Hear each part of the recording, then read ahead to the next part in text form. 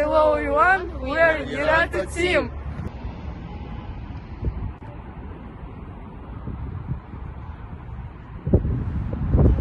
Hello everyone. Today we are coming to the National Museum in Astana because there are lack of information about Alash Movement in the internet, so we are coming here to get some more information about our topic. Alash Movement was founded in 1917.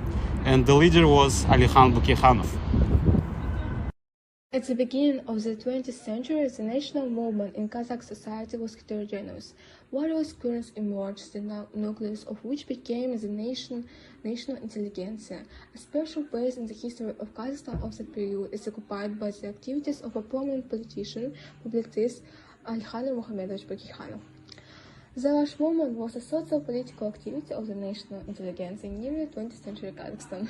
The movement emerged in response to the colonial policies of the Russian Empire, which had annexed to the region in the 19th century.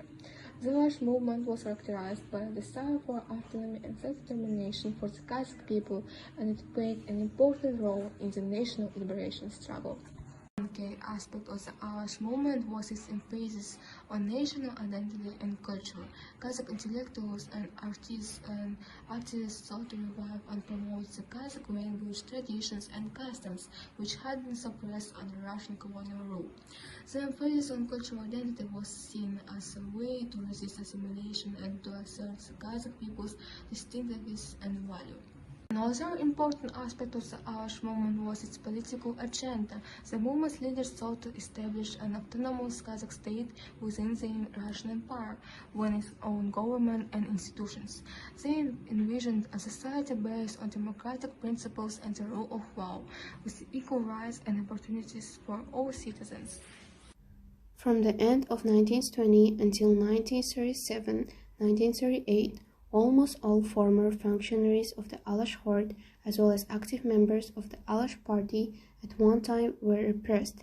In the autumn of 1937, Ahmet Baytursunov, during interrogation in the Badr prison, expressed to the NKVD investigators his ideal, the rise of the will-frame and the culture of the Kazakh people.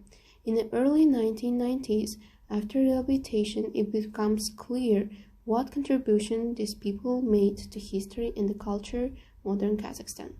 It was they who began to systematically form ideas about the possibility and the ways of Kazakh national state education in Eurasia, about equal relations with Russia, about democracy and the national autonomy with guarantees for minorities. Figures of the Alash Party were often called nationalists, which is difficult to fully agree with, considering the modern understanding of this term.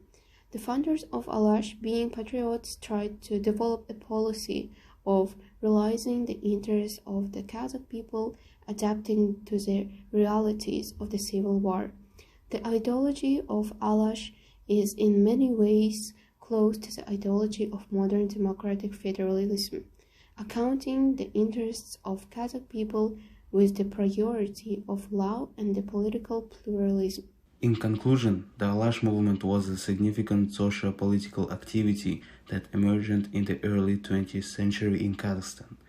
Led by the national intelligentsia, the movement aimed to promote the rights and interests of the Kazakh people, who had long been marginalized by the Russian Empire.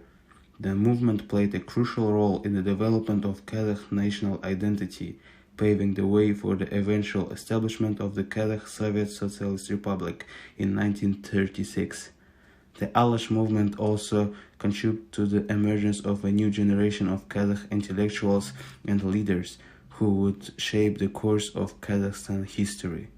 Despite facing numerous challenges and setbacks, the Alash Movement remains an important chapter in the history of Kazakh nationalism and political activism. Its legacy continues to influence Kazakh society and politics to this day.